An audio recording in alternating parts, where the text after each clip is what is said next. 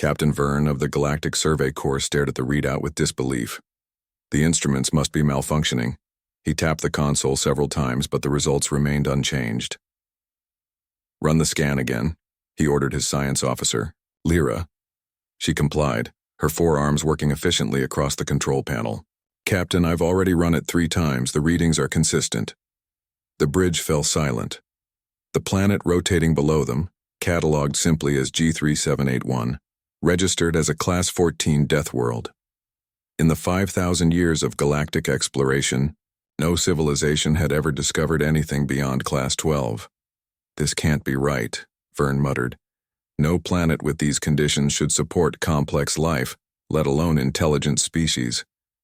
Yet the scans were clear. Not only did this blue-green world harbor life, but it teemed with it, including a dominant bipedal species that had developed rudimentary spaceflight technology. "How have they survived?" asked Navigator Toll, leaning forward to examine the readings. The gravity alone should crush most sentient life forms. The planet's statistics were mind-boggling.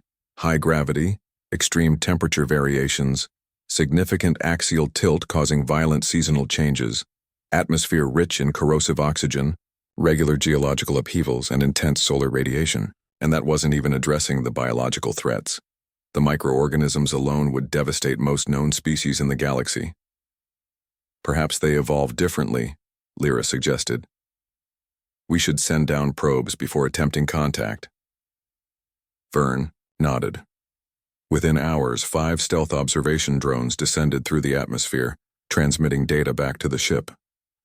The crew gathered in the observation deck, watching with growing astonishment as images of the planet's surface came into focus. The diversity was staggering: vast oceans, towering mountains, sprawling deserts, dense forests, and polar ice caps.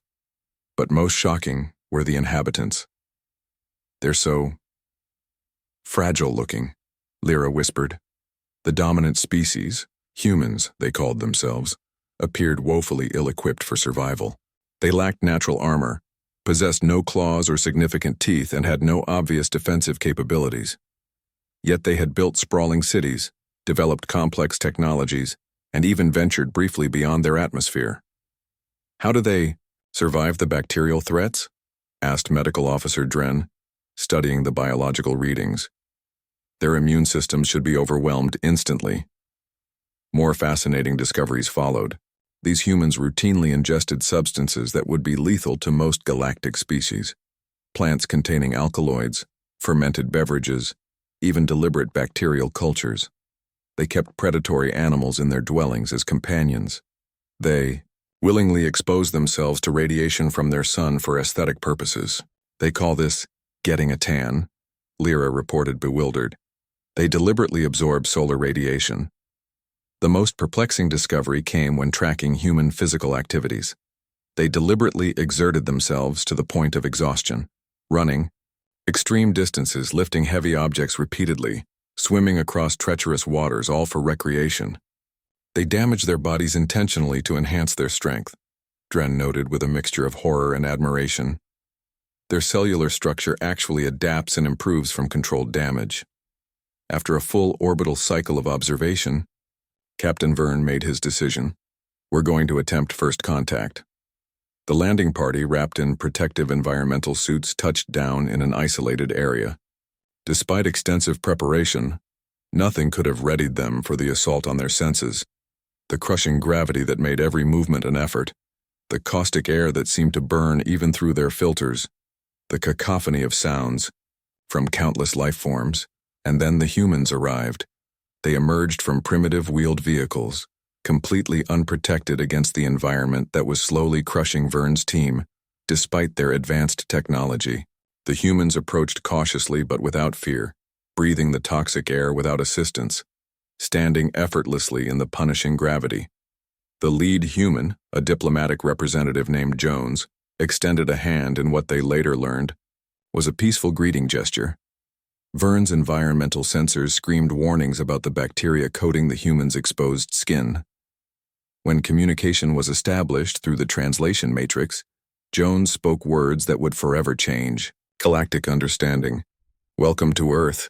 We've been watching the skies for a long time, hoping we weren't alone. Earth. This Class 14, Deathworld, had a name, and its inhabitants had been looking outward, not cowering from the hostile universe, but eager to explore it. The diplomatic meeting stretched for hours as humans casually consumed food and drink that would have dissolved Vern's digestive tract.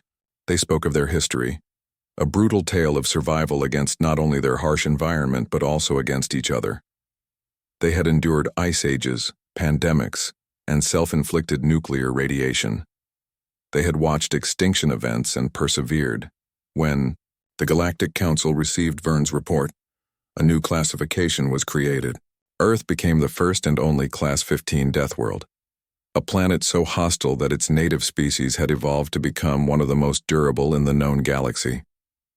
The Council's conclusion was unanimous. Humanity must be approached with extreme caution and respect. Any species that could not only survive but thrive in such conditions possessed potential beyond calculation. The humans' seeming fragility masked an almost terrifying resilience. As the report circulated throughout galactic civilization, a new phrase entered the diplomatic lexicon: handle with care, they're from Earth. It wasn't just a warning. It was recognition of a profound truth. The universe had produced something remarkable in this isolated corner of the galaxy, a species forged in conditions that should have rendered complex life impossible. Humanity had earned its place among the stars, not despite coming from a death world, but because of it.